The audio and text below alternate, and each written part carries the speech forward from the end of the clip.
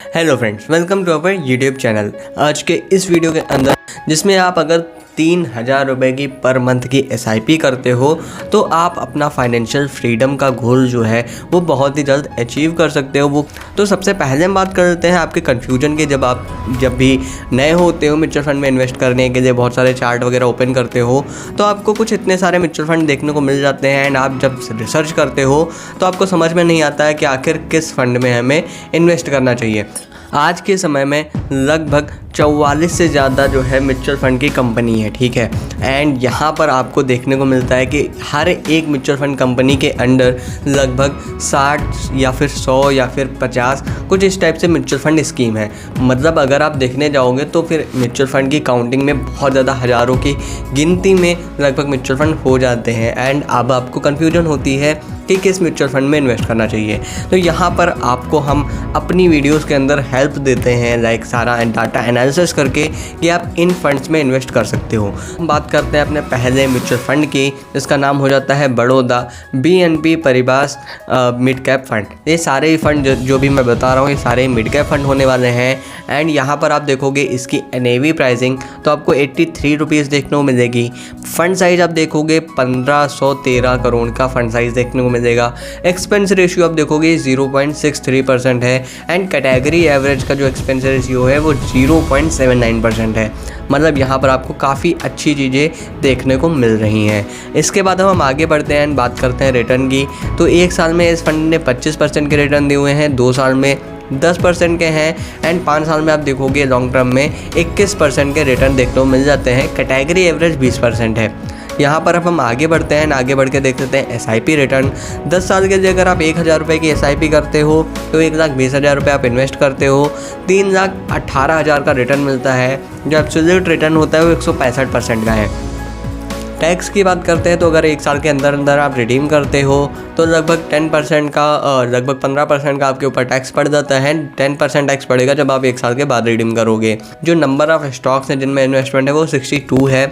इसके अलावा Indian stock में 3.08% का इन्वेस्टमेंट है, फेडरल बैंक में 2.92% का है, ल्यूपिन लिमिटेड में 2.48% का है, इंडियन होटल्स कंपनीज लिमिटेड में 2.36% का है। तो यहाँ पर इस तरह के ये टॉप होल्डिंग्स देखने को मिल जाती हैं। आप अदर होल्डिंग्स अपने आप चेकआउट कर सकते हो। रिस्क रेशियो आप यहाँ पर देखोगे तो हर एक चीज़ काफ़ी आपको बेस्ट देखने को मिल जाती है। स्टैंडर्ड एंड बीटा आपको लो वॉलेटिलिटी में देखने को मिलता है। शार्प एंड 10 ईयर्स रेशियो काफ़ी अपने रिस्क को मैनेजमेंट करते हुए चल रहे हैं। अल्टरनेटिव फंड्स का यहाँ पे डाटा देखने को मिल जाता है जो कि काफ़ी अच्छा देखने को मिल रहा है। इसके अलावा अदर फंड्स आप यहाँ पर चेकआउट कर सकते हो। इस वीडियो के अंत में आखिर में मैं बताऊँगा कि आखिर आपको इनमें से भी कौन से फ़ंड ऐसे हैं, तीनों ही फंड में इन्वेस्ट करना चाहिए या फिर किसी एक फ़ंड में इन्वेस्ट करना चाहिए। अब आपको मैं बताने वाला हूँ जो सेकेंड फंड आ जाता है वो है PGIM India mid cap opportunities fund.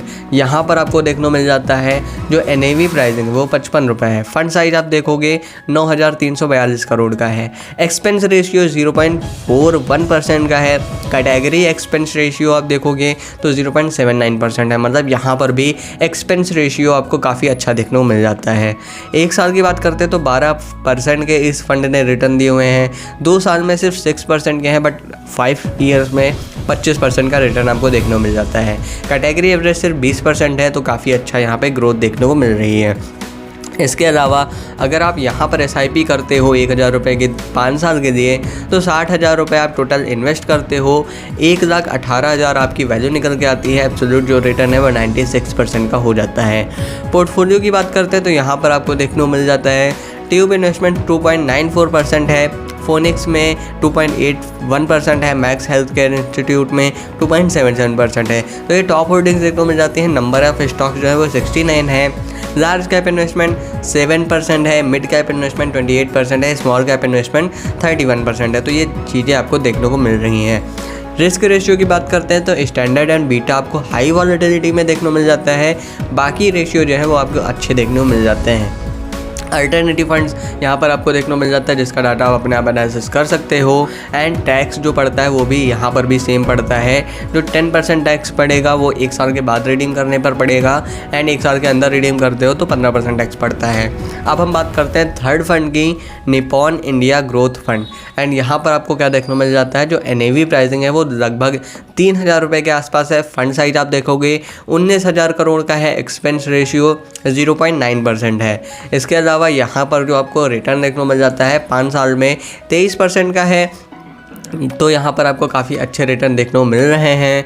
इसके अलावा SIP रिटर्न आप देखोगे तो 10 साल के लिए अगर आप 1,000 रुपये के SIP करते हो तो 1,20,000 रुपये इन्वेस्ट करते हो एंड 3,43,000 रुपये का वैल्यू निकल के आता है। इसके अलावा 185% का एब्सोल्यूट रिटर्न आपको मिल जाता है। टैक्स की बात करते हैं तो अगर 1 साल के अंदर अंदर आप रिडीम करते हो तो लगभग 10% का लगभग 15% का आपके ऊपर टैक्स पड़ जाता है। 10% टैक्स पड़ेगा जब आप 1 साल के बाद रिडीम करोगे। होल्डिंग्स की बात करते हैं तो यहाँ पर नंबर ऑफ स्टॉक्स जो है वो 92 है। लार्ज कैप इन्वेस्टमेंट 12% है, मिड कैप इन्वेस्टमेंट 48% है, स्मॉल कैप इन्वेस्टमेंट 14% का है। एंड यहाँ पर अगर हम बात करते हैं इन्वेस्टमेंट की, स्टॉक्स की, तो पावर फाइनेंस कॉरपोरेशन में 3.99% है। AU स्मॉल फाइनेंस में 2.76% है। सुप्रीम इंडस्ट्रीज़ में 2.58% है। तो यहाँ पर इस तरह के स्टॉक्स देखने को मिल जाते हैं। आप पूरा का पूरा डाटा अपने आप चेक कर सकते हो। रिस्क रेशियो की बात करते हैं तो स्टैंडर्ड एंड बीटा आपको हाई वॉलेटिलिटी में देखने को मिल जाते हैं। बाकी रेशियो जो है वो काफ़ी सही देखने को मिल रहे हैं। अल्टरनेटिव फंड्स आप अपने आप चेकआउट कर सकते हो एंड अदर फंड्स की डिटेल यहाँ पर देखने को मिल जाती है। अब हम बात करते हैं कि अगर आप लॉन्ग टर्म के लिए इन्वेस्टमेंट कर रहे हो, क्योंकि 3,000 रुपये अगर आप अपना प्लान लेकर चल रहे हो एंड जितने भी फंड मैंने बताए हुए हैं सारे ही 20% के ऊपर वाले हैं। एंड यहाँ पर मैं बात करने वाला हूँ 3,000 रुपये का आप इन्वेस्टमेंट लेकर चलते हो, ठीक है। एंड आपको कुछ फंड ऐसे थे जो 25% के रिटर्न दे रहे थे, कुछ फंड ऐसे थे जो 22% के रिटर्न दे रहे थे। मैं दोनों का ही डाटा लेकर चलता हूँ एंड यहाँ पर आप देखते हो 25 साल के लिए आप इन्वेस्ट करते हो, ठीक है। 9 लाख रुपए आप टोटल इन्वेस्टमेंट करोगे 25 साल में एंड 7 करोड़ का आपको रिटर्न मिलता है। टोटल वैल्यू 7 करोड़ 12 लाख हो जाती है। बट यहाँ पर मैं थोड़ा सा ही चेंज कर देता हूँ, अगर 25% के बजाय 22% कर देता हूँ तो यहाँ पर आपको क्या देखने को मिलेगा, 9 लाख रुपए ही आपने इन्वेस्ट किया, 3 करोड़ 77 लाख आपको रिटर्न मिला। टोटल वैल्यू 3 करोड़ 86 लाख हो गई। तो यहाँ पर ये चीज़ आपके लिए है कि आखिर आप किस फंड में इन्वेस्ट करना चाहते हो। इस फंड ने 23% के रिटर्न दिए हुए हैं। PGIM की बात करते हैं तो यहाँ पर इस फंड ने 25% के रिटर्न दिए हुए हैं। एंड बड़ौदा की बात करते हैं तो इसने 21% के रिटर्न दिए हुए हैं। एक्सपेंस रेशियो आपको ज़रूर मायने रखता है आपके लिए। यहाँ पर मैं आपको सजेशन दूंगा कि आप एक बार इन तीनों ही फंड्स को एक बार अपने आप एनालिसिस कर लो, उसके बाद डिसाइड करो कि किस फंड में इन्वेस्ट करना है। एंड सारे ही जितने ही मैंने फ़ंड बताए हुए हैं इसके मैंने डिटेल वीडियो इसी चैनल पर डाले हुए हैं, आप वो भी वॉच आउट कर सकते हो। उम्मीद करूंगा मेरा यह वीडियो आपको पसंद आएगा। मेरा यह वीडियो कैसा लगा हमें कमेंट बॉक्स में ज़रूर बताएं। इसी तरह के इंटरेस्टिंग वीडियोस देखने के लिए हमारे चैनल को सब्सक्राइब करें। धन्यवाद दोस्तों।